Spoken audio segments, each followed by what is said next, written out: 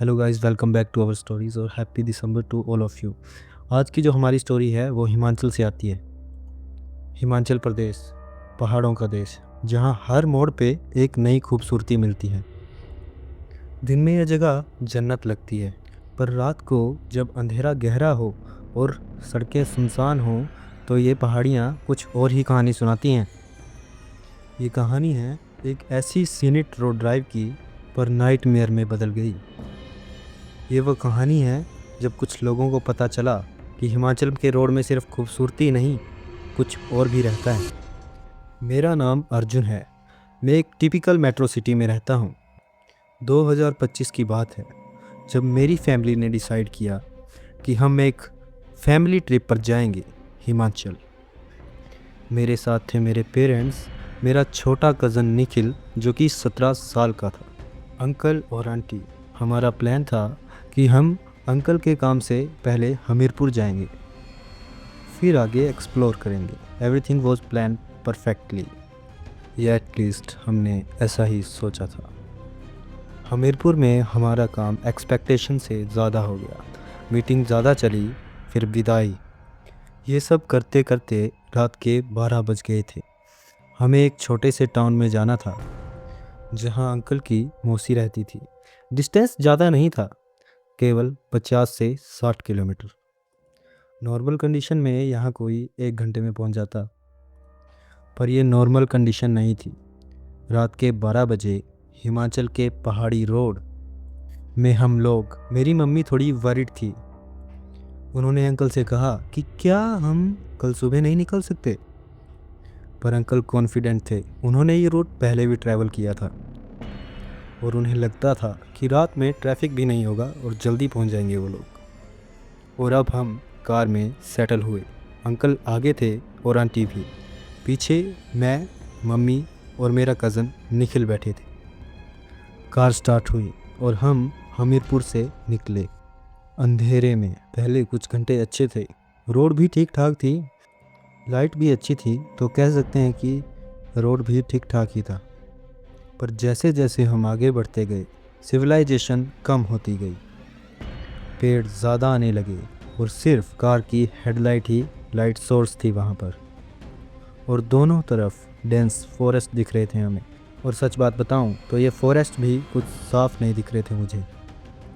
थोड़े टाइम बाद मैं और निखिल फ़ोन पे गेम खेलने लगे थे क्योंकि हम बोर हो गए थे और नेटवर्क भी नहीं था वहाँ पर।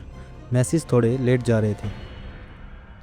करीब 1 बजे के पास हमारी कार ने स्पीड थोड़ी स्लो की। अंकल ने गाड़ी साइड में लगा दी। मैंने पूछा कि क्या हुआ। अंकल ने बोला, मुझे लगा कि हम एक सीनिक व्यू क्रॉस कर रहे हैं, तो मुझे लगा कि रुक जाता हूँ, थोड़ा हम लोग स्ट्रेच कर लेंगे। लॉन्ग ड्राइव थी, रिलैक्स करना बहुत ज़रूरी है।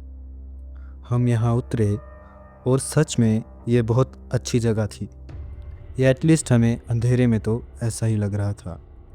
यहाँ पर शांति थी और थोड़ी ही दूर मुझे एक बस दिखाई दे रही थी। पुरानी बस थी वो, शायद से अबेंडेड, और उसके आगे कुछ स्ट्रक्चर्स थे। अंधेरे में हमें कुछ भी क्लियर नहीं दिख रहा था। मैंने अपना फ़ोन निकाल के फ़ोटो लेना शुरू किया और मैंने नोटिस किया कि सिग्नल वहाँ बिल्कुल भी नहीं था। It was completely zero. मैंने निखिल को दिखाया और उसने भी चेक किया, उसके फ़ोन में भी सिग्नल नहीं था। पर मैंने सोचा कि पहाड़ है, शायद से डेड जोन होगा ये।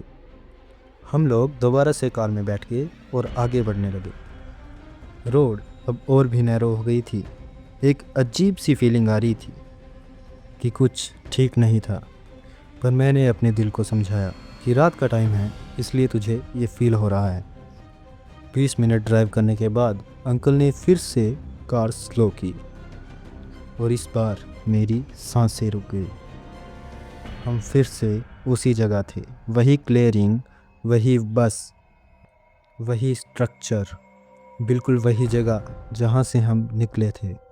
अंकल कंफ्यूज थे, शायद मैंने गलत रोड पकड़ ली है। सही डायरेक्शन में जाऊंगा इस बार अंकल हर एक टर्न को देख रहे थे, हर एक साइन को देख रहे थे। पर रोड इतनी कंफ्यूजिंग थी कि हमें कुछ समझ ही नहीं आ रहा था। और 15 मिनट बाद हम फिर उसी जगह पर थे, तीसरी बार। अब मुझे डर लगने लगा था। ये कैसे पॉसिबल है? हम बार बार अलग डायरेक्शन में जा रहे हैं पर एंड सेम जगह पर कर रहे हैं, जैसे कि हम एक लूप में फंस गए हों। कहीं भी जाएं हम वापस वहीं आ जा रहे थे। मेरी मम्मी ने तो प्रार्थना करना शुरू कर दी थी। आंटी भी अनकंफर्टेबल लग रही थी। अंकल का कॉन्फिडेंस अब थोड़ा सा शेक होने लगा था। मैं और निखिल भी बहुत डर गए थे। चौथी बार जब हम वापस उसी जगह पर आए, हाँ उसी जगह पर, चौथी बार। इस बार हमने कुछ अलग देखा। इस बार उस बस में हमें एक परछाई दिखाई दी। ऐसे लग रहा था जैसे कोई अंदर बैठा हो। हेडलाइट की लाइट में क्लियरली दिख रहा था कि कोई अंदर बैठा हुआ है। अंकल ने कहा शायद उस बस में कोई ड्राइवर है, वो हमारी हेल्प कर सकता है। उन्होंने मुझे और निखिल को भेजा कि जाओ जाके देख के आओ यहाँ से बाहर निकलने का प्रॉपर रास्ता कौन सा है। सच बोलूँ तो मैं और निखिल इस टाइम पे बहुत डरे हुए थे। हमने हिम्मत करी और हम गाड़ी से बाहर निकले। हम दोनों के पास फ़ोन थे और हमने उनकी फ्लैश लाइट ऑन कर ली थी। बस करीब 20-30 फुट दूर थी और हम धीरे धीरे उसकी तरफ बढ़ते जा रहे थे। जैसे जैसे हम पास आए बस और भी पुरानी लग रही थी, जैसे उस बस का पेंट उतरा हुआ हो। उसकी विंडोज़ कुछ जगह से टूटी हुई थी। पर सबसे अजीब ये था, जहाँ पर वो बस खड़ी थी वहाँ से कोई भी आवाज़ नहीं आ रही थी। वहाँ पर इतनी शांति थी कि हमारे फुटस्टेप्स हमें घास में क्लियरली सुनाई दे रहे थे। हम बस के डोर तक पहुँचे और हमने अंदर जाने से पहले बस में फ्लैशलाइट मारी, और जो मैंने देखा उससे मेरा दिल बैठ गया। वो बस बिल्कुल खाली थी, कोई नहीं था उसके अंदर। पर हमने क्लियरली देखा था उस बस में कि कोई तो बैठा है ड्राइवर सीट पर। हम दोनों ने देखा, अंकल ने देखा, आंटी ने भी देखा था। पर अब यहाँ पर कोई नहीं है। निखिल ने ज़ोर से मेरा हाथ पकड़ा।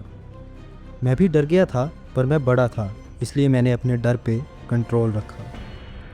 हमने पूरी बस चेक की, हर एक कॉर्नर फ्लैशलाइट से, पर उधर कोई नहीं था। बल्कि उस बस में धूल भी जमी हुई थी और कुछ पुराने पत्ते भी थे। हम दोनों जल्दी से कार की तरफ भागने लगे। अंकल ने हमसे पूछा कि क्या हुआ, तो मैंने उन्हें बताया कि बस तो खाली है, वहाँ कोई भी नहीं है अंकल। अंकल को विश्वास भी नहीं हुआ क्योंकि उन्होंने भी खुद देखा था कि वहाँ पर कोई बैठा है। पर अब हम क्या करें? क्या अब हम ज़िंदगी भर इसी लूप में फंसे रहेंगे? हर रोड हमें वापस यहीं पर ला रही थी। क्या अब हम यहाँ फंस चुके हैं? अंकल थोड़े शांत हुए और उन्होंने कहा कि हम एंड तक चलते हैं और वहाँ से पूरा एरिया देखेंगे और शायद हमें वहाँ प्रॉपर रोड का पता चल जाएगा। हम सारे साथ में गए क्योंकि मैंने मूवीज़ में देखा है, safety is only in numbers. Uncle आगे थे, उनके हाथ में एक पावरफुल टॉर्च था और हम सब डरे हुए उनके पीछे चल रहे थे।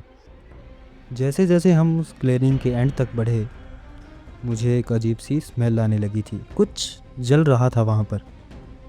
स्मोक की स्मेल थी या फिर घास पत्तों की, समझ नहीं आ रहा था।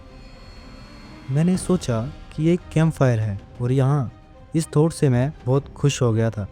पर ये कोई कैंप फायर नहीं था। अंकल की लाइट धीरे धीरे ऊपर हो रही थी और जब हमने देखा, सामने जो दिखा, ये एक सीनिक व्यू नहीं था, ये एक शमशान घाट था, एक क्रीमेशन ग्राउंड।